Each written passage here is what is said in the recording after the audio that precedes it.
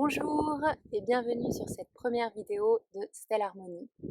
Comment se sentir libre lorsque l'on est confiné? C'est une grande question, n'est-ce pas, que je me suis moi-même beaucoup posée parce que voyez-vous, le confinement, je connais bien.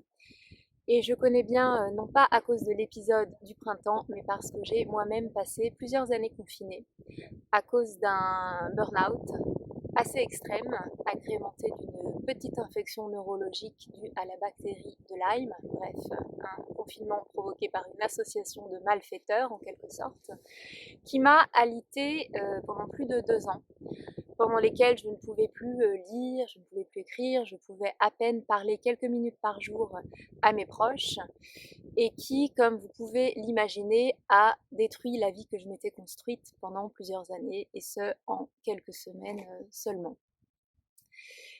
Et pour vous dérouler très rapidement la chronologie, hein, au printemps 2016, j'étais une femme pleine d'énergie.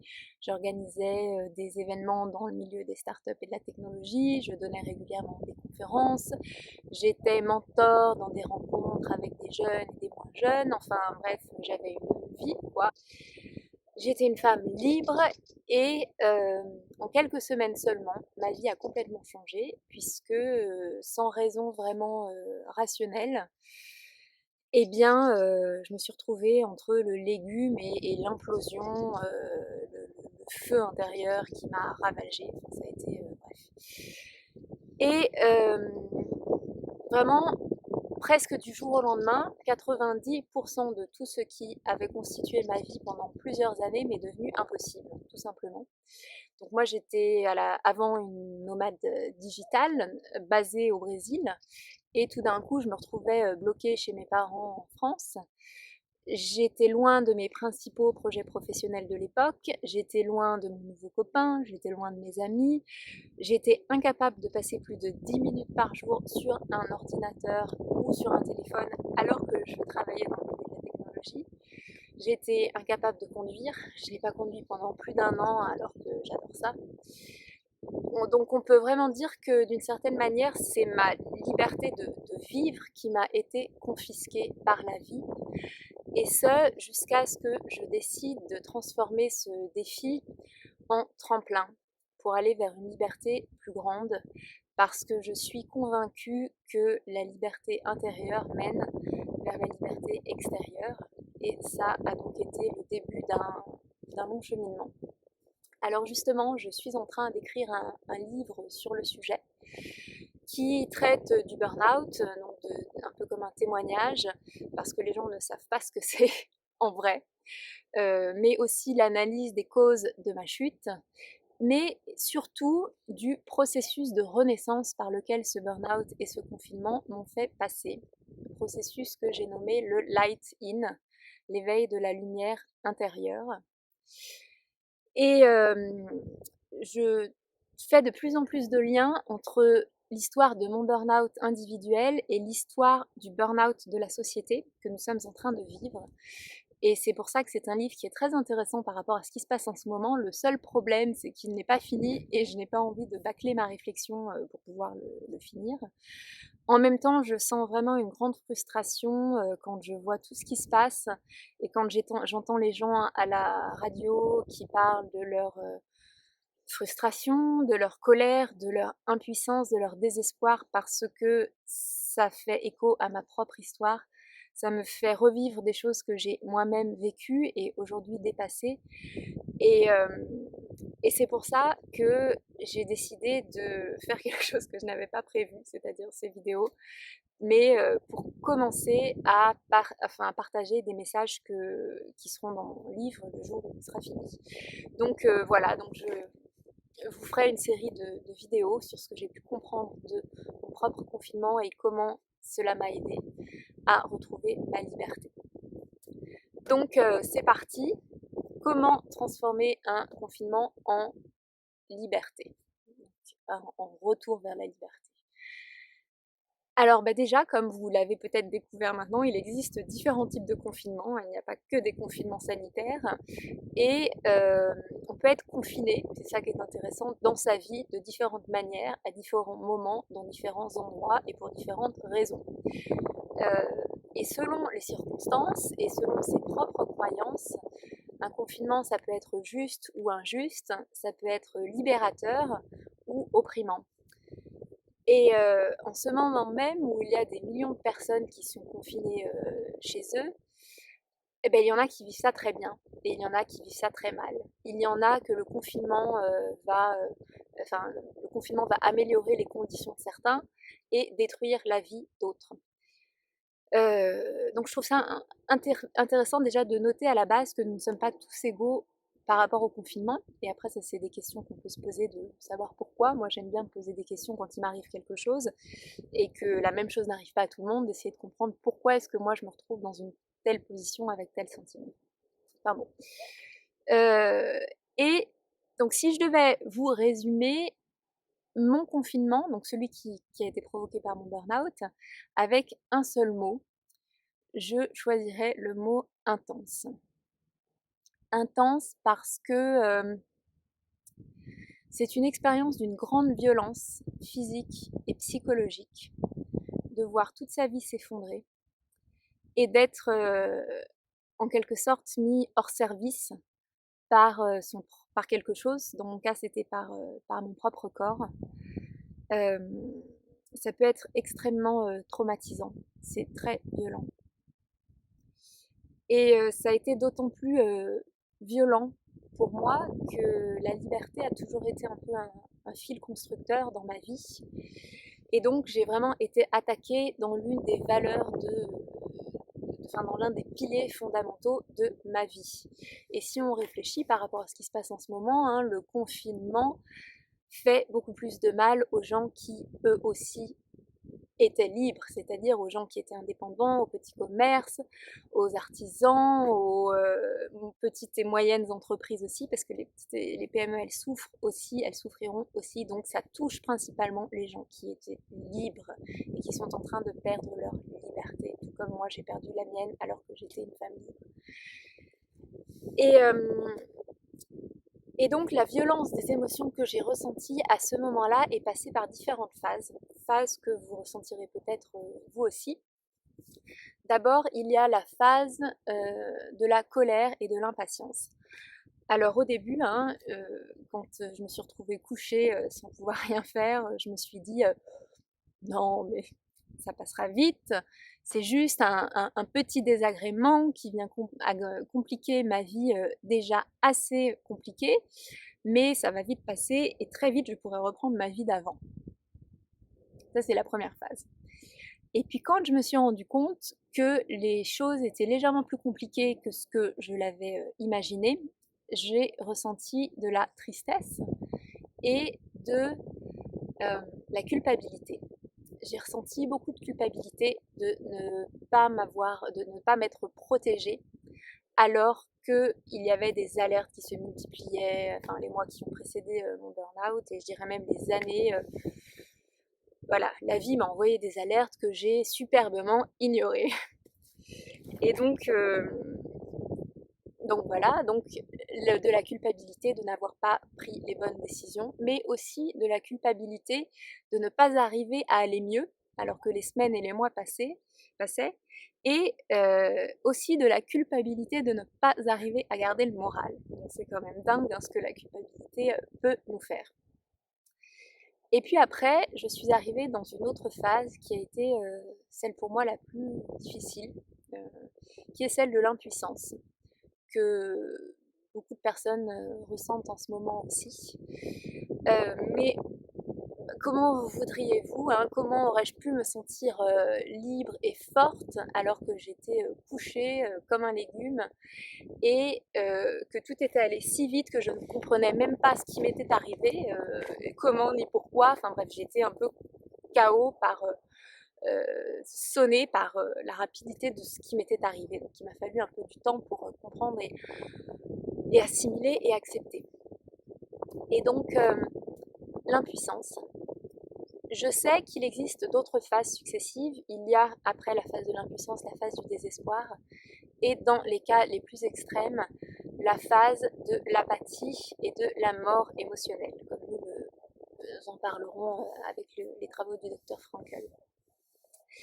Dans mon cas, je me suis arrêtée à la phase de l'impuissance, et croyez-moi, c'était déjà bien suffisant, hein, c'était déjà un grand défi. Et je ne suis pas allée dans une autre phase, je ne suis pas allée jusqu'au désespoir pour différentes raisons. La première, c'est parce que je suis quelqu'un de profondément optimiste. Et même si à cette époque-là, mon optimisme était en grève, lui aussi comme mon corps, ça fait partie de moi. La deuxième raison, c'est que venant d'une famille italienne, j'ai été très soutenue par ma famille parce que chez nous, la famille, c'est important.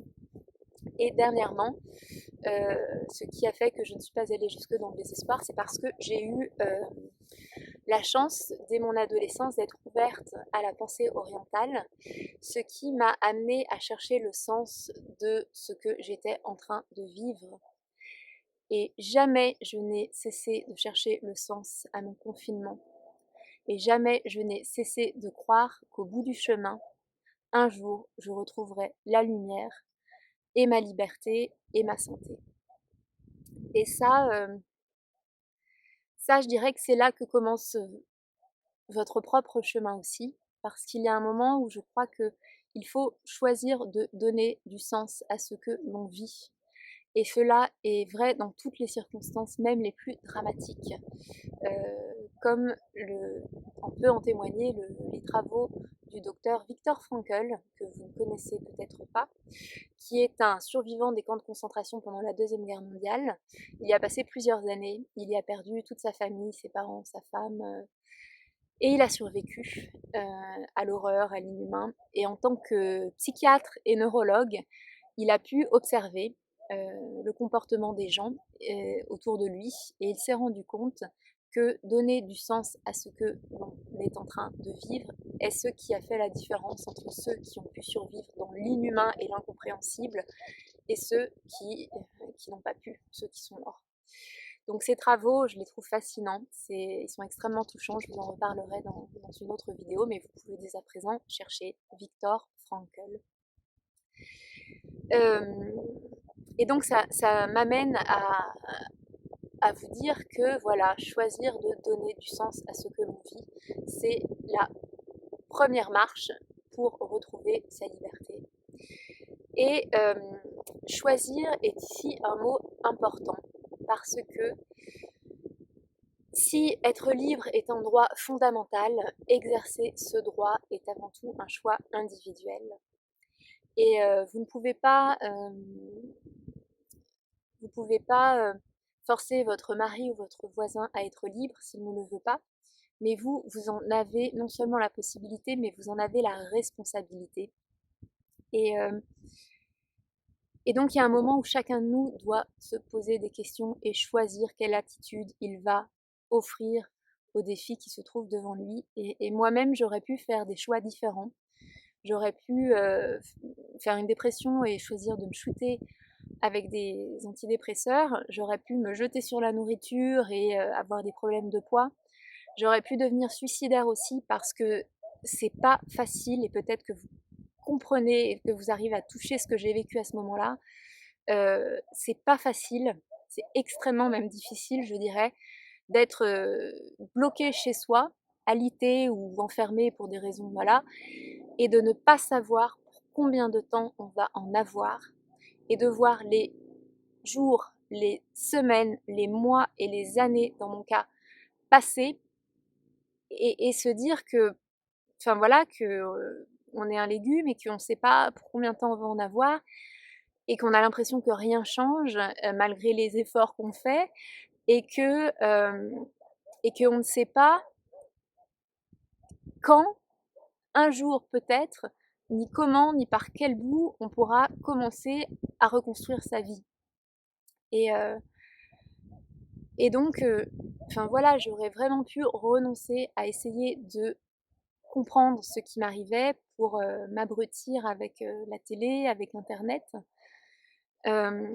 pour essayer d'oublier, hein. Mais j'ai vraiment choisi d'essayer de comprendre ma souffrance et de la questionner et surtout de l'utiliser pour aller vers une liberté plus grande encore que celle que j'avais perdue. Et, euh, et j'ai choisi d'utiliser cette souffrance non seulement pour aller vers une liberté plus grande que celle que j'avais perdue, non, non, en fait, comment expliquer ça? Il y a un moment où j'ai choisi non seulement de retrouver la liberté que j'avais perdue, mais d'aller vers une liberté plus grande encore. Voilà, c'est ce que je voulais dire. Ça a été ma quête et ça l'est toujours parce que parce que je me suis dit que vu la difficulté de ce que j'étais en train de traverser, je voulais pas m'arrêter à ce que j'avais eu avant, mais je voulais quelque chose d'encore mieux. Et je me suis dit, bah voilà, j'aurai une santé encore meilleure, j'aurai une liberté encore plus grande et j'aurai une vie encore plus belle que celle que j'ai perdue d'une certaine manière. Et, euh,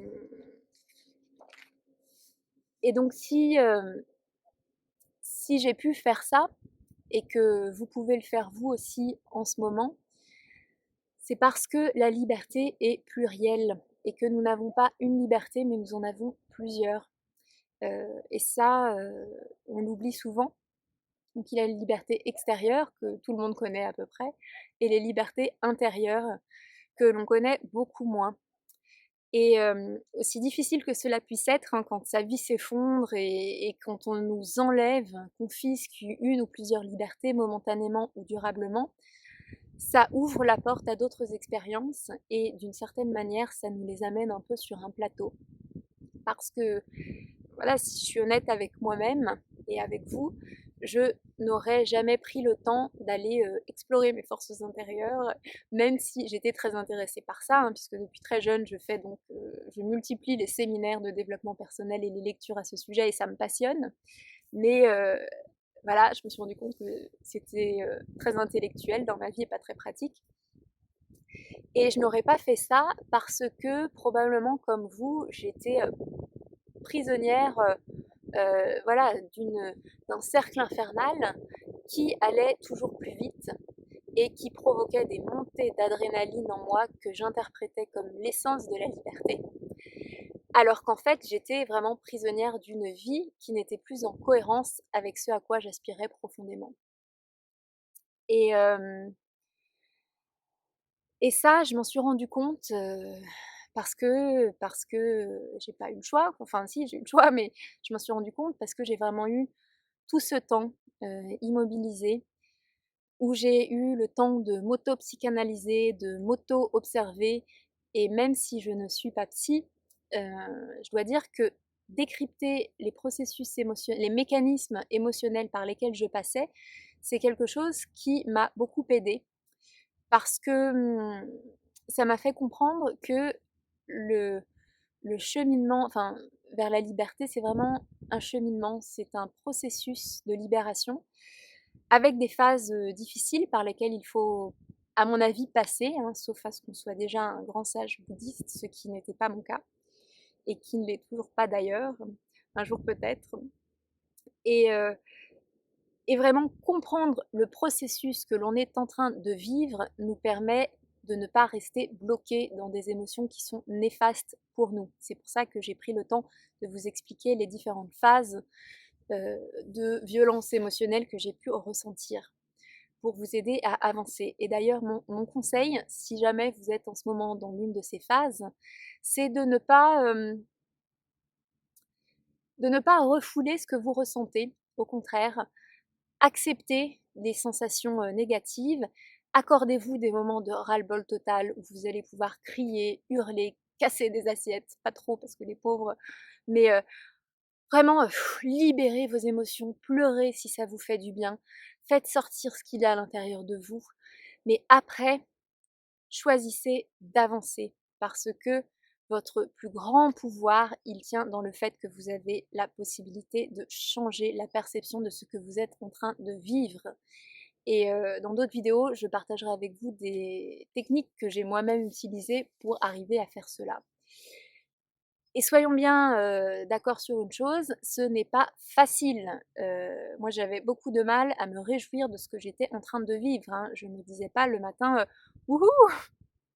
Je vais explorer mes libertés intérieures et je vais rester couchée toute la journée ou alors je vais me traîner comme un escargot» ou non, je me disais pas ça, mais j'essayais de contrôler mes émotions, de les changer, de me créer des émotions positives comme je pouvais.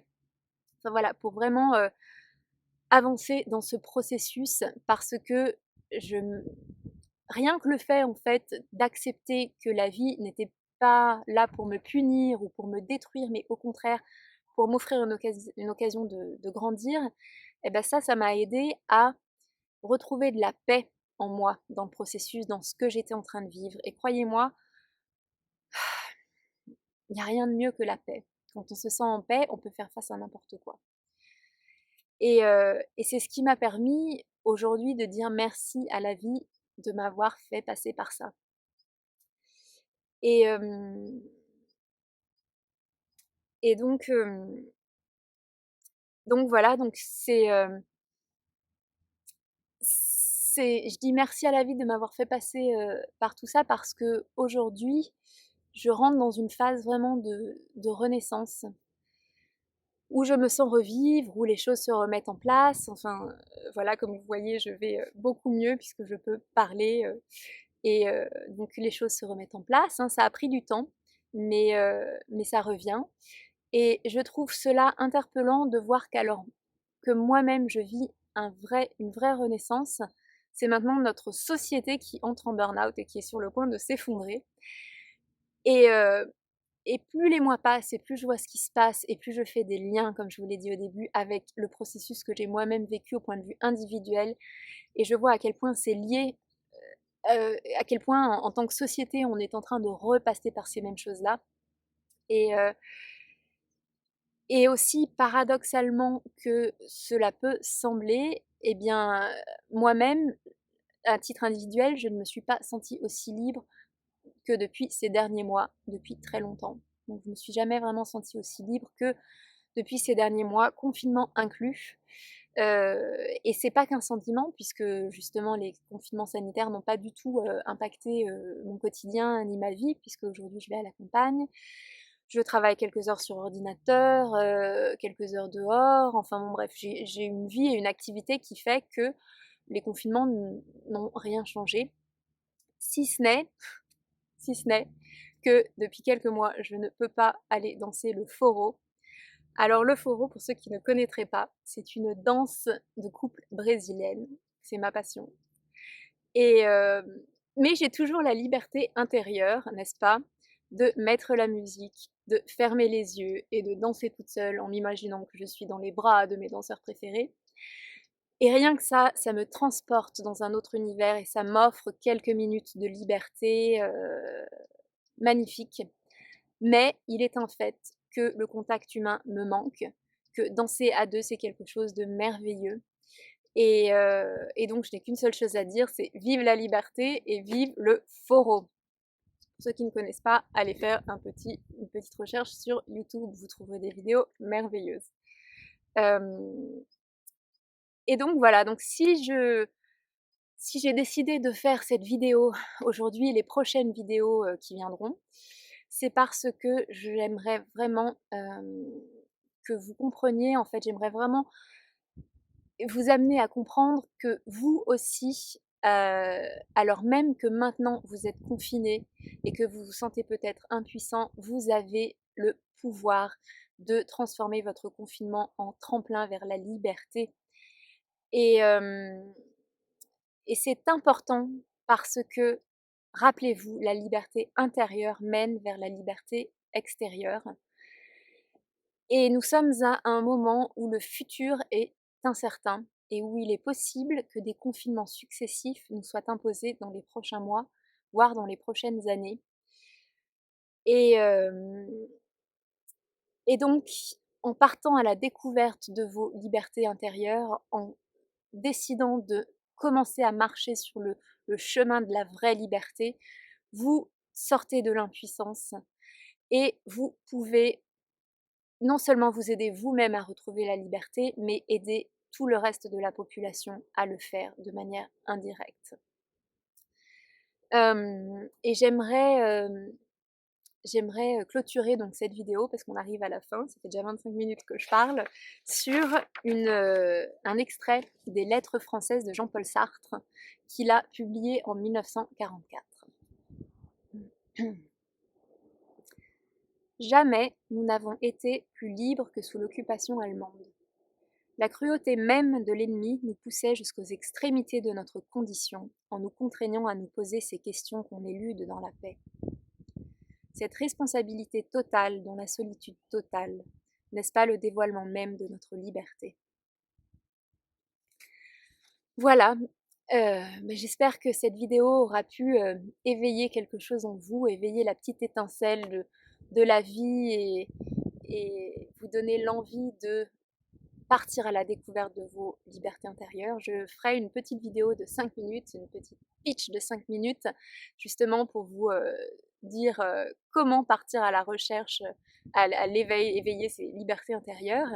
Et puis je ferai dans les prochaines semaines aussi donc d'autres vidéos sur ce processus de light out, d'éveil de la lumière intérieure, mais aussi je parlerai du burn-out individuel et du burn-out de la société, parce que j'ai pas mal de choses à dire là-dessus, puisque j'ai pu décrypter et démonter les mécanismes qui m'ont amené au burn-out moi-même en tant qu'individuel, mais j'ai aussi travaillé sur les mécanismes du burn-out de la société.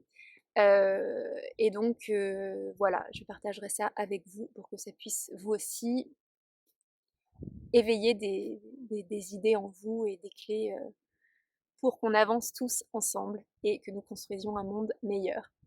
Et juste une dernière anecdote, parce que voilà, j'attendais un jour, en fait, ça fait quelques jours que je voulais enregistrer cette vidéo, qui m'a demandé beaucoup de travail de préparation, mais je suis très heureuse de l'avoir faite.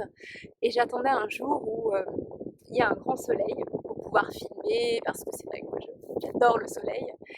Et puis, il n'y en a pas, ça fait déjà plusieurs jours qu'il n'y a pas de soleil, enfin, il n'y a pas de grand soleil, et aujourd'hui, je me suis dit, c'est pas grave. Je vais filmer cette vidéo avec les nuages, il y a quelques rayons de soleil et il y a le nuage, parce que la nature, c'est comme la vie, en fait. Il n'y a pas le soleil tous les jours, le soleil ne brille pas tous les jours. Parfois, il y a des nuages, et c'est ça qui permet à la terre de se régénérer, qui permet à l'humidité de revenir. Mais il y a une chose qui est certaine, c'est que peu importe ce qu'il se passe, peu importe le nombre de nuages qu'il y a dans le ciel, le soleil se trouve toujours derrière les nuages. Et donc, voilà, la vie, c'est comme la nature. Et ça aussi, nous aurons l'occasion d'en reparler.